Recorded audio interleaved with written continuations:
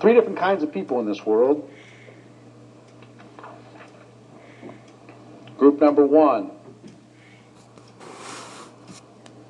are the pessimists.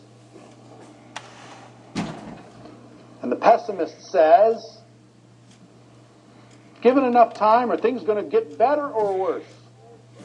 Worse. If this is where we are today, they think, oh, it's only going to go down to here. It's going to get worse. And for them, in their reality, how often are they right? A lot of the time they create this reality. And you know what? They're proud of it. Told you. Told you the economy was going down. Told you I was going to lose my job. Told you my marriage wasn't going to hold together. Told you I was going to lose weight or gain weight.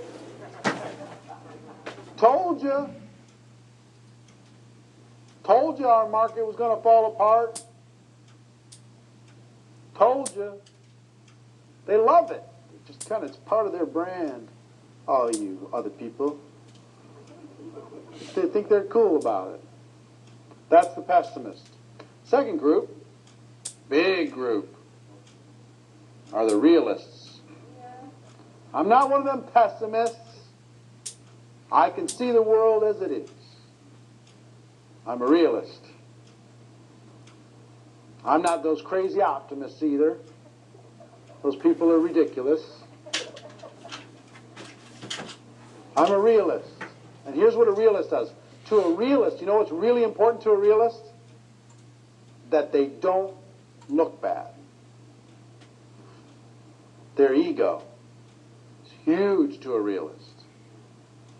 They never want to be wrong. It's so important for them to be right.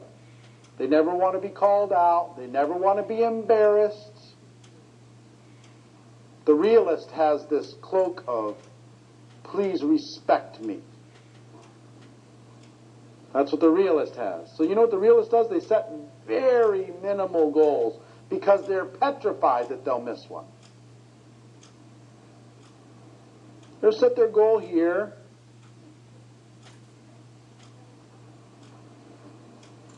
And how many times does the realist hit their goal?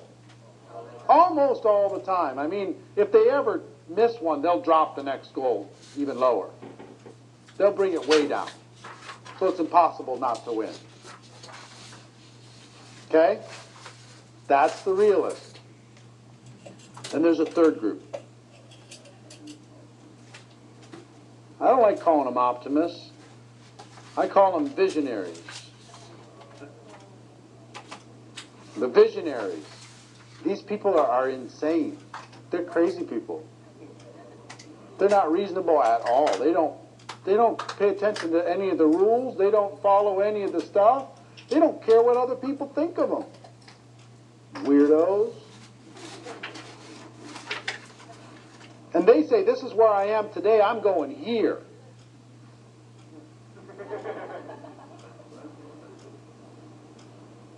Watch my smoke.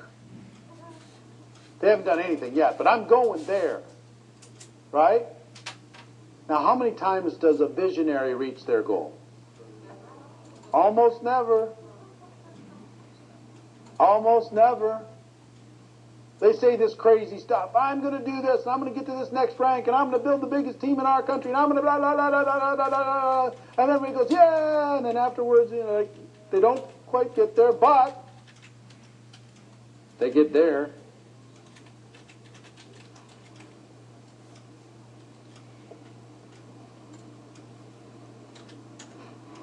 You see that? They get there. They don't get to their goal, but they get there. So on pure results, just on results, if you're measuring results, would you rather have the results of the pessimist, the realist, or the visionary? Just pure results. Visionary. Sounds good, right? It's not easy. Hardest thing in the world to be a visionary in today's society. You know why? 95% of the people are over here. 5% of the people or less are in the visionary category. Do you know what happens? You know what these 95% like to do? Point at the things you didn't do. Missed your goal. Ha ha ha. Said you're going to do that thing. Missed it, didn't you? Said you're going to get to that rank. Where's your millions, Mr. Millionaire? How you doing, Mrs. Millionaire? Nee. And they'll spend all of their time focused on the things that you didn't do, that you said you would. And you're saying, what's your word worth? Nothing. My word's worth something, says the realist. My word's worth something, says the pessimist. And visionary says, I don't want to be known as the guy who's not good for his word. How do I handle this? What do I do? Do I stay with these crazy, outrageous, ridiculous, unbelievable, unrealistic, unreasonable goals that I'm telling the world all the time and they're snickering and laughing at me? Or do I just get a little reasonable? Here's what happens. The visionary that says, all right. 95 out of 100 are giving me crap. I get it. All right. I'm not going to say we're going to have 2,000 people at our next event. I'll say we're only going to have 1,000. Okay. They backed their goal down to this. And then did they hit that goal? No. They hit here. The 95% say, you see, your word's still worth nothing.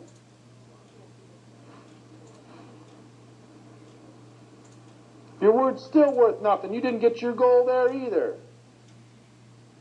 You say, well, God, I hate people making fun of me. I hate them laughing at me. So I guess I'll just bring it down here next time. Do they hit that? No. But they hit here. 95% still poke fun at them. Tell them that they're worthless. Tell them that their word means nothing. Tell them that they're failing. And you know what? Unless you have incredible courage, you know what your next step is? Become a realist. Become a realist with the other 95% and say, okay, I'm just going to try and recruit one person a month and I hope to see what happens. And if you stay a realist long enough, guess where you're going? You're going to become a pessimist.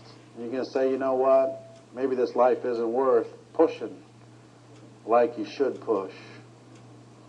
I tried. I went to the mountain and they beat me down. Now, sounds sexy to be a visionary, doesn't it? At the beginning it does. Let's judge the results. Where do you want to be? Visionary. Yeah, that's the only place to be. And tell everybody in the world saying that you can't live up to what your words are saying. Everybody's poking fun at you. Arthur Schopenhauer said all truth goes through 3 stages. First, it's ridiculed. Second, it's violently opposed. And third, it's accepted as self-evident. That's where all truth goes. And guess what every great leader in the world has had to face was this dilemma. What do I do when 95% of the world are lined up against me? When they're reminding me every day of my failures? How do I stay strong? That's where your reasons come in. You say you want to be a leader?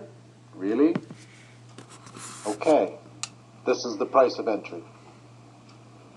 The price of entry says part of it's going to be a little bit more lonely than you think at the beginning. And then you'll gather a group of like-minded people that'll support you. But you got to stand strong, because if you falter at any step along this way, you're on your road to realism and then pessimism. Take a look at all great leaders. Mahatma Gandhi. What did he have to say? in order to be able to create this vision for his people. How unreasonable was that?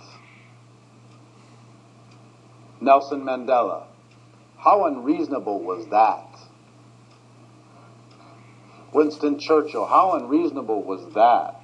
Martin Luther King Jr. How unreasonable was that in the face of how much hostility?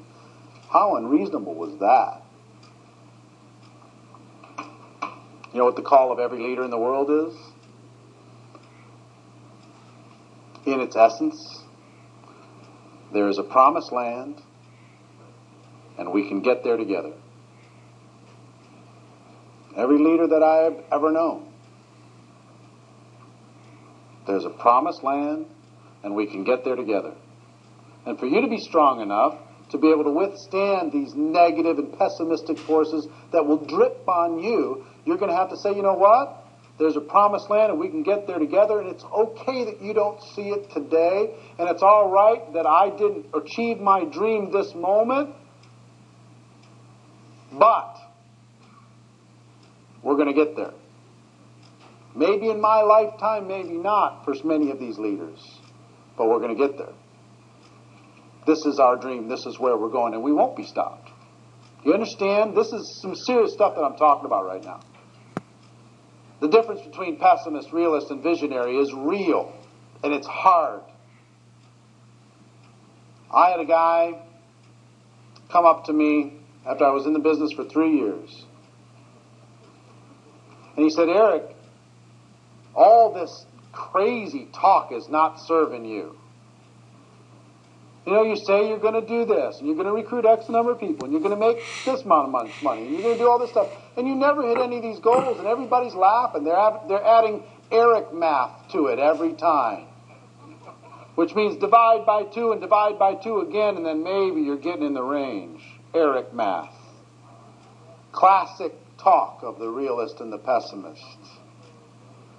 And he pulled me aside and said, this is not serving you. You got to get better with this.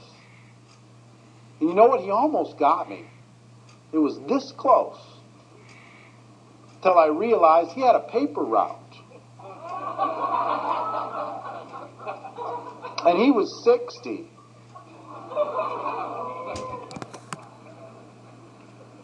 And I said, you know what? No, I'm not gonna. I'm not gonna be reasonable. I'm gonna be unreasonable. I heard a quote later, I don't even know who said it. But the reasonable man, the reasonable woman conforms to the world around them. The unreasonable one asks the world to conform to their point of view. Therefore, all progress in this world is dependent on the unreasonable person. Fair enough. Put me in that group. One of those crazy network marketers. The reasonable person conforms to the world around them. The unreasonable person asks the world to conform to their point of view. I have a dream. So therefore, all progress in this world is dependent on the unreasonable person. Otherwise, there is no progress. So what do we want to do? We want to take the network marketing profession and make it a worldwide phenomenon, a true profession, not just a project. A true profession of real professionals, not just a deal. That's what I want to work with a group of people wanting to do the same thing. That's the promised land for me, that we can find a place together, raise the awareness of what we do, help other people escape from the matrix. That's what I want to do. So my hope, as we start this, is that you're willing to be unreasonable.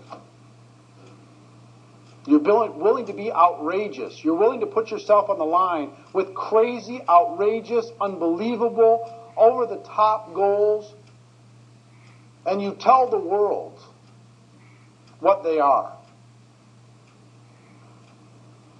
And you let your group know there's a promised land, and we can get there together, no matter what anybody says.